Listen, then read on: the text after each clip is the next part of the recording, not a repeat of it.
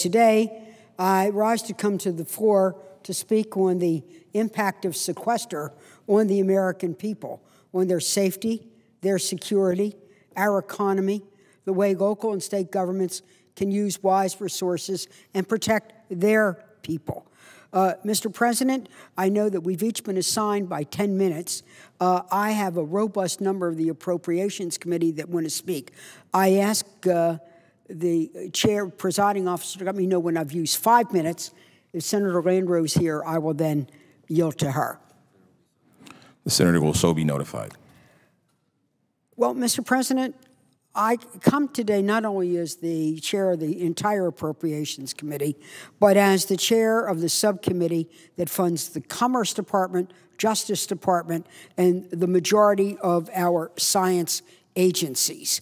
And I wanted to talk about the impact really on public safety and our future. But you have to know I come with a heavy heart. I note and bring to my attention of my colleagues that a guard was killed in a federal prison on Monday. This guard worked at the federal penitentiary in Canaan, Pennsylvania. He was stabbed and attacked by a prisoner with homemade weapons.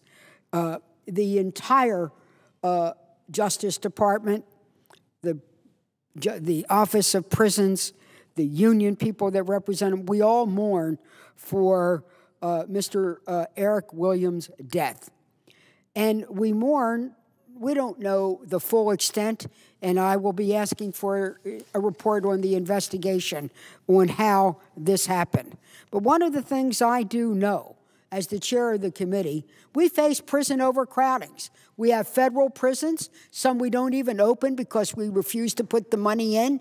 And you can say, well, Senator Barb, you're on the committee. Why don't you put the money in? Well, we're in gridlock, deadlock, hammerlock on not being able to move our bills in a regular order with due diligence and oversight. That's why we're at this crisis of sequester. Oh boy, can't we just cut 2% just like American families? American families don't run prisons. They don't build their own roads. They don't have to put out their own local police department. They depend on their government to do that. They're willing to expend revenue, pay taxes so that they are protected. There are a reason people are in federal prison. They were bad guys and gals who did bad things. And when they're in prison, they still want to do bad things, like attack a prison guard. And you know what sequester will mean? Across-the-board cuts. It will have a direct impact on America's prison. Oh, sure, the prisoners will still have their food. They'll still have their hour to be able to do their exercise. But the prison guards will face furloughs, layoffs, and even reductions in the workforce. We are placing them at risk while they protect us from risk. Hey, where's our national priorities? So one of the ways that we can honor this man here is to get serious about our appropriations process. I want to cancel the sequester and come up with a balanced solution of revenues and strategic targeted cuts, not across the board cuts to 1,300 correctional guards that might face layoffs. And I want to also be aware that there are federal prosecutors. We in Maryland have one of the best U.S. attorneys going after violent gangs, drug cartels, child predators, mortgage frauds. But we're going to say to those smart lawyers that could make mega bucks in law firms, oh, stick with us, but when you do, you could be laid off and furloughed. Why is it that the criminals can be able to hire the lawyers, but the federal government doesn't want to pay for them? Mr. President, priorities. We need to be able to have the right law enforcement at federal and state level to catch the bad guys, whether it's white-collar crime like mortgage fraud or street crime or despicable things like trafficking in women and children. We have to look out for our FBI, our major force in counterterrorism. They face, again, layoffs. And it will go to our local law enforcement. We will be cutting the funds for things like the burn grants, which enable local law enforcement to put cops on the beat and buy the equipment that they need to protect themselves.